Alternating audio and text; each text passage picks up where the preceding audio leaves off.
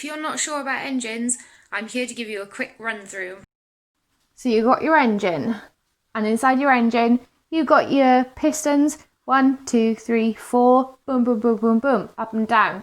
Each of them working the strokes, 1, 2, 3, and 4. You've got your intake stroke, air comes in. Second stroke, compression, air gets compressed with fuel if it's petrol. Ignition, exhaust, piston comes down. So you got your air and fuel coming in. At the top of each cylinder, you've got valves, 1, 2, 1, 2, 1, 2.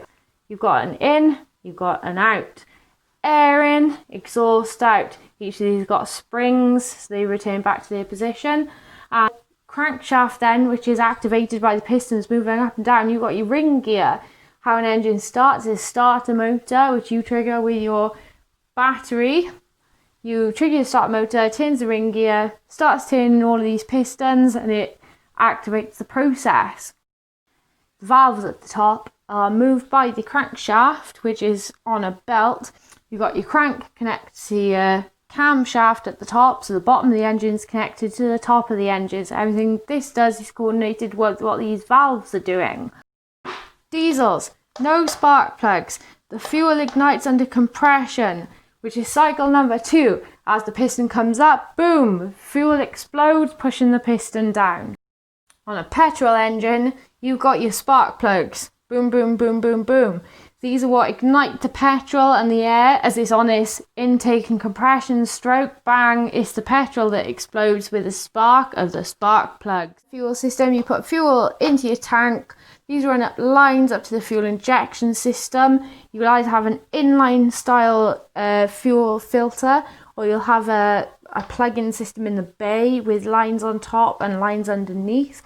The engine's going to need multiple things to run. It's going to need its fuel, it's going to need its air, and it's going to need some sort of spark or ignition with a diesel, that's compression. So we have our air intake system to allow air into the engine. Normally the filter is housed in a box in the engine bay. So this is what we changed on the service. Make sure you've got yours changed so your car can breathe. This old battery here needs to be charged via the alternator. So your engine, besides from providing power, it also needs cooling because it's going through this crazy explosion process all the time.